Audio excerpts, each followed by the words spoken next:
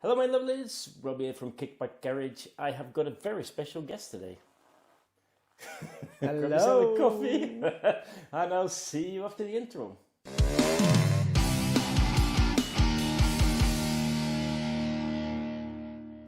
This is Marcus, and he's got a very interesting story about his trips on his Vespas. Say hello. Hi there. So this was a bit of a surprise visit actually, and I'm really pleased that he could make it into the garage. Hopefully we're going to go down and meet with the rest of the scooter club when we finish with this. And when was you in NorCap? About 2 weeks ago, I believe. 2 weeks, okay. Or like 10 days, something, yeah. Yeah. How long have you been out on the road now? This is day 22 now on the road. Okay. And I covered a distance of about 7,850, 7,900 kilometers, something. Yeah. Yeah, on a Vespa. Yeah, it's not a Lambretta. I think it's really, really cool. And what I want to do is go into a little bit of background history. You've been around the world as well.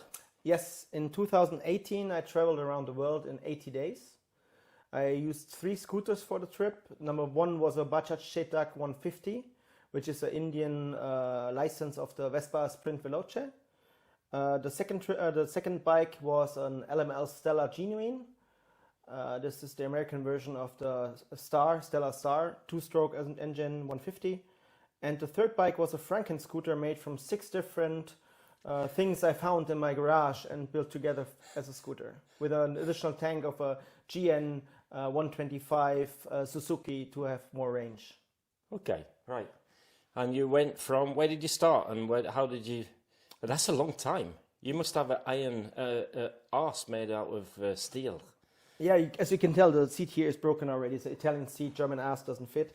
I was on the way 27,113 kilometers on the bike, and the rest was on planes and ferries. Yeah. I covered a distance between Madrid and Vladivostok with bike number 1. That was 18,800 kilometers. That was the Bajaj. That was Bajaj, yes. Yeah. And you said that was the same as a Sprint Veloce. Exactly. This is like the license of Sprint Veloce that was sold to the manufacturer Bajaj in India, and they continued to produce it actually till 2001 with minor changes to it. Okay. 3 ports. Yes. It was a 177 DR in it till Istanbul. Then it dissolved, let's say. Okay. There was a hole in the cylinder, not in the piston, mind it, in the cylinder. Okay. A piece of the cylinder wall fell out because I rode it like an average of 600 kilometers per day in a heat of 36 degrees. So yeah, I was in 12 days. I came from Madrid to Istanbul. I arrived with a rattling noise in the garage. It was still running when I came there. Okay. And then we opened it and we found this. It was a hole as big as the nail of my finger here, in the cylinder wall. And it was really lucky that it just didn't completely seize up. Unfortunately, I had no other cylinder for me, but only a 1967 Vespa Sprint cylinder that was rotting away somewhere in the shelf. Okay. And it was completely covered in rust. We just cleaned it with some sandpaper, so no real like nice Didn't hone it or rectifying, anything nothing. like No. Just put it in there and it fired up. It ran like shit because the carburetor was too big, the exhaust was too big. We didn't have the proper jets for it, so I had to actually cut the cables of my iPhone and put a bit of the wire into the main jet to reduce the fuel flow. Seriously? Yes, seriously. I went like this for all the way till Kazakhstan, till I could find the mechanics there in the desert, a Russian mechanic. Okay. And I walked into his garage. It was a container in the desert basically, and told him like in English, which he didn't understand, that we need to close that main jet and rebore. And I put some numbers on a paper and we went into the garage. I paid him with Jägermeister bottles. Oh, nice. And we rebuilt basically a main jet that was fitting, because in Trabzon, about 1,500 kilometers after Istanbul, I got my hands on a 150 5-port cylinder from LML. Okay. And that was running slightly better than the other one, but still not good, because the mountains there were really giving me trouble. I nearly had to push it over the mountain myself. Yeah, and when I came off the boat in Kazakhstan, I crossed the Caspian Sea from Baku to Aktau in Kazakhstan, and in Aktau I found a mechanic, and yeah, it worked till Vladivostok, to the end of the continent. That's really cool, because that was going to be the next question. What did you do about parts? Nothing, basically. I had everything with me that was really essential, because in Okay. the former Soviet Union there was no Vespa. They had at some point stolen some Vespa GS and tried to rebuild it. That was called Vyatka. Yeah, I think I've seen that. Khrushchev gave his spies the order to bring that here, and his engineers should rebuild the Italian success story, but Vespa was not made for Russian roads, and I found out over 8,000 kilometers why. You mentioned the iron ass. That was painful. That was really painful. Russia was crazy because of traffic. The roads are 25% as constantly under construction, destroyed, but not the shiny, nice lamp and signpost thing construction sites that we have here in Europe. No, there's just they tear off the asphalt and everything moves on in mud. And if it's raining, you're fighting for your life between some trucks who don't stop for you, because if they get stuck, they're in trouble. So they just roll over you if you're falling. And you're in this construction site with those trucks. And most of the drivers are either tired or drunk or both. So I put a big, fat pirate's flag on the back of my scooter to get more visibility with this movement. Right. So they just don't run me off the road. Okay. Which did not stop the SUV drivers that came towards me. When they took over and saw me, they looked in my eyes firmly and said, "You fucker are smaller than me, go off the road." And that's what I did 5 times a day, trying to not get killed. Oh, that sounds terrible. How was it when you crossed America then? America was like a piece of chocolate cake with nice sugar coating. Okay. Perfect roads. The only thing was the distances. Like I carried extra fuel with me all along the way, at some points up to 12 liters. And I could not manage the distances, for example, in Kazakhstan and in the US on the Highway 50, which was also very deserted. I ran out of fuel and had to wait several hours till somebody rescued me. Okay. But that's basically, you have to calculate with it, because it can happen that you're half empty. There's no gas station inside, and there's a sign saying next gas station 250 miles. And who knows, the Vespa knows, that ain't gonna happen. No, right. Yeah, so challenges anyway, really. Yeah, it was fun.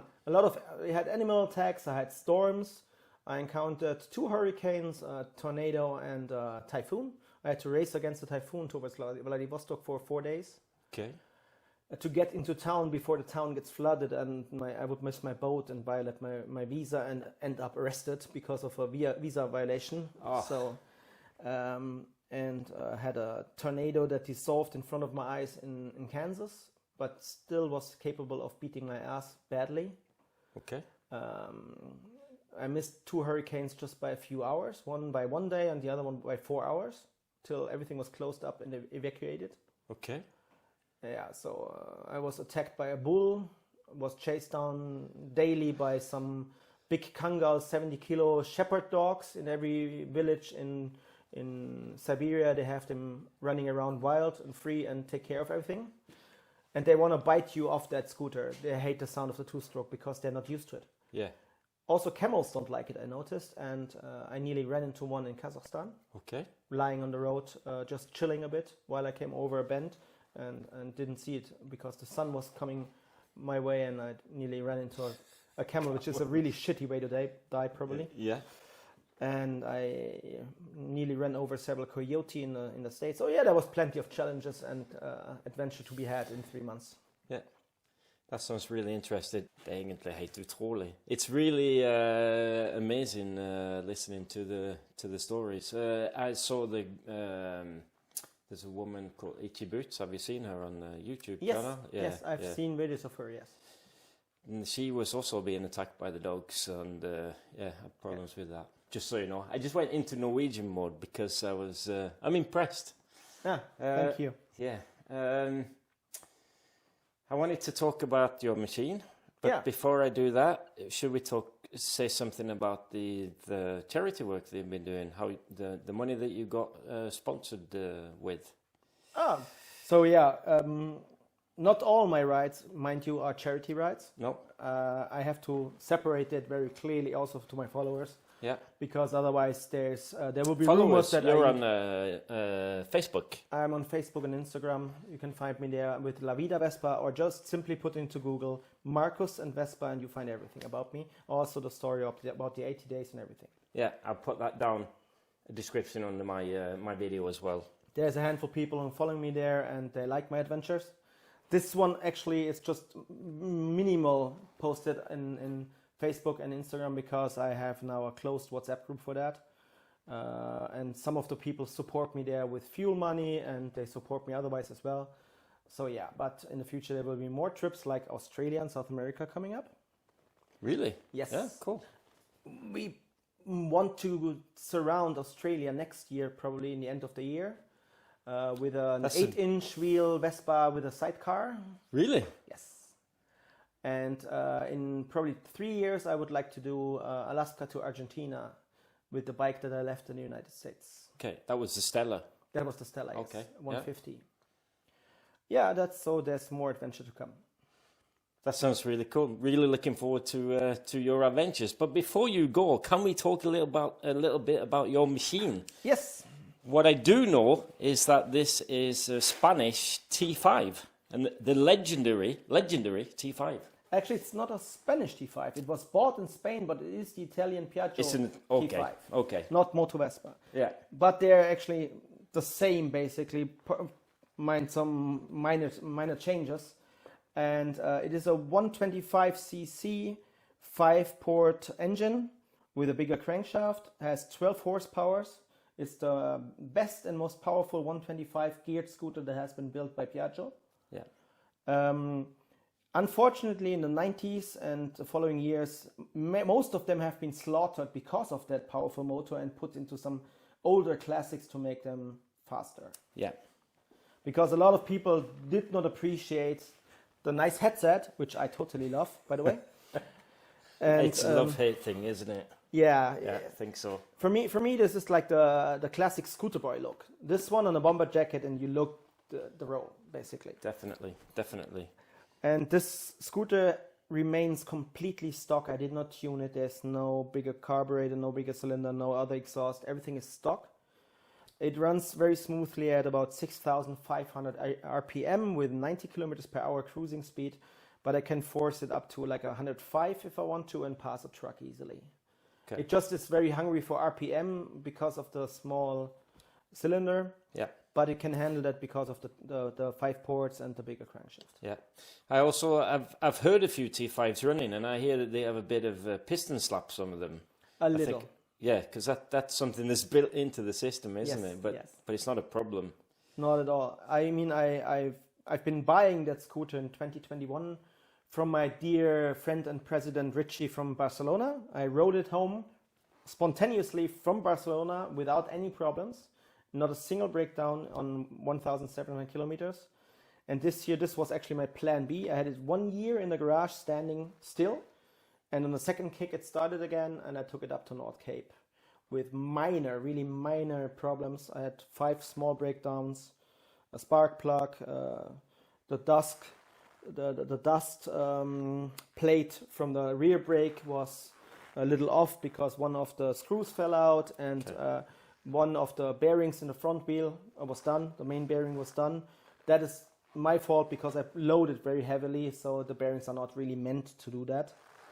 And otherwise, there was just minor thing. Oh yeah, and it does one little thing. I was like, in a campsite, I wanted to enter a campsite in Sweden, on the main route up in Sweden. It was 10 o'clock at night, it was raining cats and dogs, and I wanted to look for a campsite. From one moment to the other, this scooter started to use its horn continuously. It just didn't stop anymore. I was standing in the middle of a forest on some dirt track and trying to find a campsite at 10 o'clock. Then it started to honk like stupid, and I was looking like this. I could not enter the campsite because of this, because if you enter a campsite at 10 o'clock with your horn constantly running, they will slaughter you and have you for breakfast there. So I had to leave the whole place again, go out on the main road, and spend the night on a lovely bus stop in Sweden. At 3 o'clock at night, I'm lying in this bus stop with my sleeping bag like a homeless scooterist from Germany.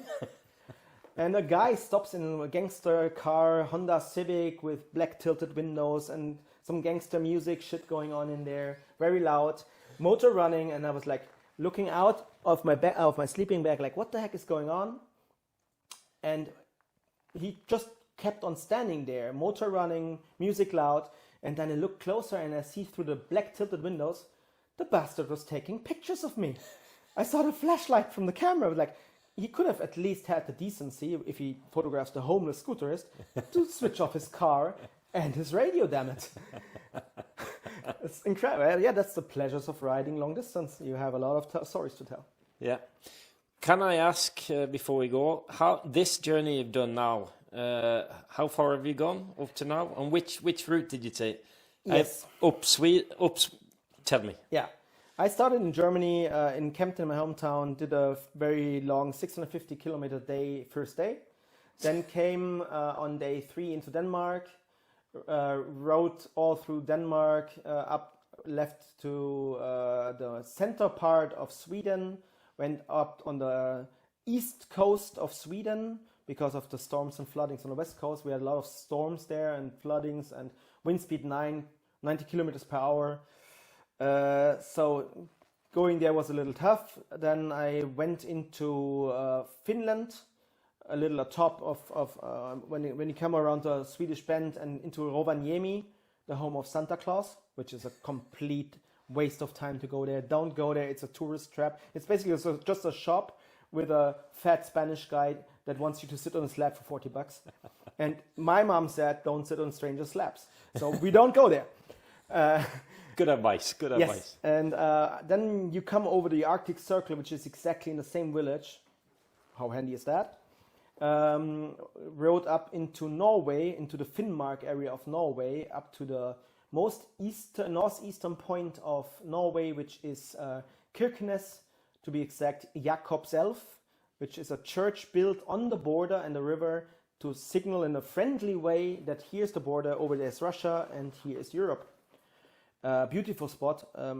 Then I rode into Nordkapp, which is also very overrated. A lot of tourists over there. You have to go there actually at night to take your picture because they don't allow you during the day to bring your beautiful bike. Even if it's a Vespa, you can't take it there.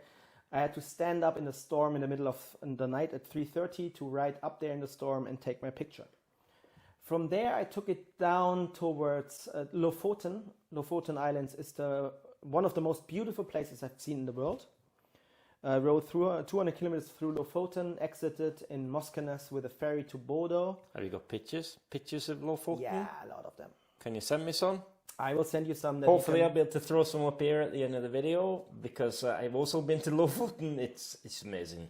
I have a few very nice shots there. They have, for example, completely random, there's a village called Ramberg. They have a white Caribbean-style beach there with surfers and beach volleyball. And you think you just took a wrong turn to another continent somehow.